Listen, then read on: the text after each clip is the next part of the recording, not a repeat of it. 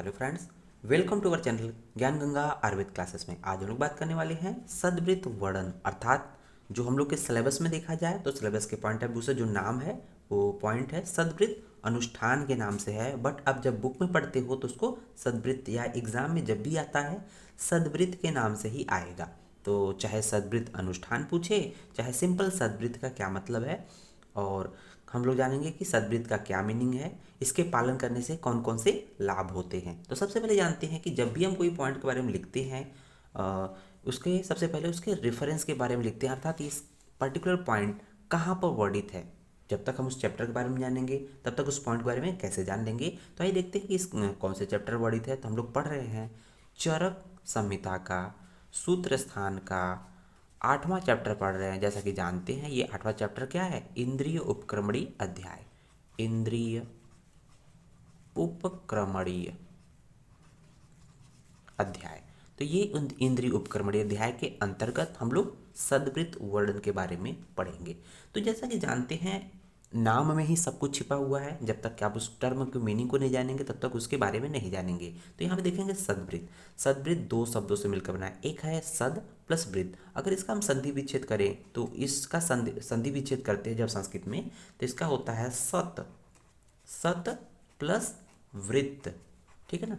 सत का मतलब क्या होता है कि सही सही। सत का मतलब क्या होता है, सही सही, अर्थात कि जो भी कार्य करे सब अच्छा करे। सही सही का मतलब अच्छा करे, लोगों की भलाई के लिए हो, दूसरों के कल्याण के लिए हो। तो कहते हैं ना कि कर भला तो हो भला, अर्थात जब आप दूसरों के साथ अच्छा व्यवहार करोगे तो खुद अपने वही व्यवहार आपको लौटाता है। इसका मतलब रिटर्न में वही व्यवहार आपको मिलता है। जैसा व्यवहार करोगे वैसा व्यवहार पाओगे। इसलिए सत का मतलब सही सही होता है। वृत्त का मतलब क्या होता है कि जो हम हमारी जो दिन भर की एक्टिविटी होती है, दिन भर या पूरे मतलब हमारे जीवन भर की जो एक्टिविटी है, मतलब हमारा बर्ताव कैसा है, हमारा बोलचाल कैसा है, हम किसी के साथ किस तरह से रहते हैं, किस तरह के हम लोग हमारे जुड़ते हैं, तो ये आता है सद्वृत्त। सत का मतलब होता है जो भी चीज़ें एक्टिविटी अर्थात सही चीज़ें करें, लेकिन वृत्त का मतलब उसके चारों तरफ, किसी भी व्यक्ति के चारों तरफ उसकी जो एक्टिविटी होती है उसको हम लोग बोलेंगे सद्वृत्त। सत का मतलब सही। तो आइए बात करते हैं आचार्य चरक ने सद्वृत्त के बारे में क्या बोला है। तो यहाँ देख रहे होंगे कि चरक ने बोला है, चरक सूत्र 8वें चैप्टर में श्लोक नंबर 17, उन्होंने क्या बोला है, तस्मात् आत्महितम आत्महितम चिकित्सिता सर्वैर सर्वम सर्वदा स्मृतिम आस्थाय सद्वृत्तम अनुष्ठेय। तो यहाँ पर देखेंगे चरक ने क्या बोला है। तो एक एक टर्म को तोड़ कर बताएंगे। आत्महित मतलब खुद की रक्षा के लिए, खुद के कल्याण के लिए, खुद की भलाई के लिए प्रत्येक मनुष्य को क्या करना चाहिए, सर्वेण मतलब सभी मनुष्यों को खुद की भलाई के लिए, खुद के सम्मान के लिए क्या करना चाहिए, सभी प्रकार के सद्वृत्तों का सदैव पालन करना चाहिए। तो ऐसा कुछ बोला है। तो देखेंगे यहाँ पर उन्होंने चरक बोला है कि तस्मात् आत्महितम चिकित्सिताम सर्वेण सर्वम सर्वदा स्मृतिम आस्थाय सद्वृत्तम अनुष्ठेय। तो यहाँ अनुष्ठेय का मतलब क्या है, पालन करना। अनुष्ठेय का मतलब क्या है, पालन करना। तो जो सद्वृत्त है उसका पालन करना है, उसको फॉलो करना है, किसके लिए, आत्महितम अर्थात अपने हित की रक्षा के लिए।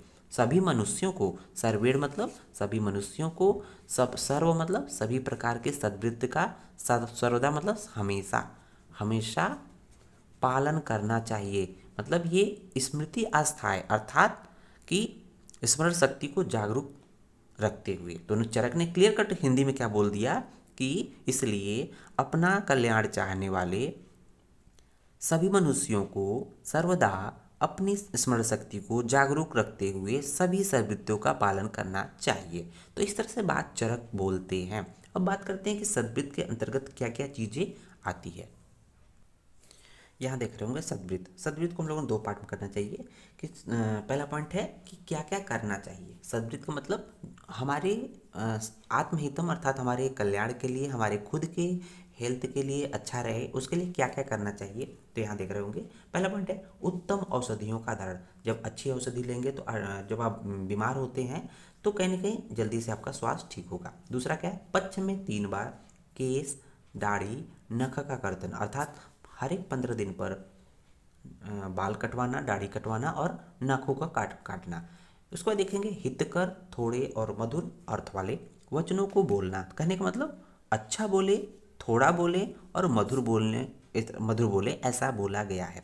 फिर देखेंगे सभी प्राणियों के साथ भाई के समान व्यवहार करें। जैसे कि हम लोग अपने छोटे भाई या बड़े भाई के साथ व्यवहार करते हैं, उसी तरह से हर एक प्राणी के साथ व्यवहार करना चाहिए। प्रतिदिन साफ सुथरे कपड़े पहनना चाहिए। तो ये भी क्या है, इसकी वजह से भी क्या होगा, बीमारियां नहीं होगी। सत्य प्रतिज्ञा अर्थात हमेशा सत्य का साथ दे, हमेशा सत्य बोले अर्थात देखेंगे। उसके बाद शांति प्रदान अर्थात बहुत शांत भाव से रहें। दूसरे के कठोर वचनों को सहना अर्थात दो कोई अगर भला बुरा कह रहा है तो भी थोड़ा सा सुन लेना चाहिए। और उसके बाद देखेंगे सबसे पॉइंट इंपॉर्टेंट है, यदि आपके पास कोई मिलने आ रहा हो, आपका कोई सगा संबंधी हो, तो क्या है उससे पहले ही बोलना चाहिए। जैसे हम लोग को देखते हैं कि हम लोग के रिलेटिव मामा आ जाते हैं तो हम लोग सबसे पहले जाके चरण स्पर्श करते हैं, उसके बाद हम लोग उसको घर पे बैठाते हैं। तो ये चीज़ें बोली गई है कि ये चीज़ें करनी चाहिए। ऐसा करने से क्या होता है, हमारा शारीरिक स्वास्थ्य और मानसिक स्वास्थ्य दोनों ठीक रहता है। और देखेंगे क्या क्या नहीं करना चाहिए, अर्थात इनके करने से क्या होगा, हमारा स्वास्थ्य खराब हो जाएगा, हमारा कल्याण नहीं होगा। तो क्या क्या नहीं करना चाहिए, ये सद्वृत्त के अंतर्गत आता है। झूठ कभी नहीं बोलना चाहिए, दुष्ट व्यक्तियों के साथ कभी नहीं बैठना चाहिए, बहुत जोर से नहीं हंसना चाहिए। देखते हैं कहते हैं ना कि रावण की तरह मत हंसो, अर्थात रावण की तरह हंसने का मतलब वो दुष्ट था। तो कहीं ना कहीं मुख को बिना ढके जम्हाई लेना, छींकना और हंसी नहीं निकालनी चाहिए। तो ये सब काम हम लोग ऑलरेडी करते हैं। जम्हाई लेते हैं तो मुंह पे रुमाल रख लेते हैं, या छींकते हैं तो भी कहते हैं सॉरी, या ढक लेते हैं। अंगुली से नासिका नहीं कुरेदना चाहिए, नख को नहीं चबाना चाहिए। जैसे जो लोग चबाते हैं कहीं ना कहीं इन्फेक्शन उनके मुख में जाता रहता है और कोई ना कहीं बीमारी होती रहती है। उसके बाद देखते हैं कि सद्वृत्त के पालन से क्या लाभ होता है। तो यहाँ देख रहे होंगे सद्वृत्त पालन से चरक ने क्या बताया है कि यहाँ पर क्या लाभ होता है। तो यहाँ पर उन्होंने चरक ने क्लियर कट कहा है अर्थद्वय की प्राप्ति। आपको यही याद रखना, अर्थद्वय की प्राप्ति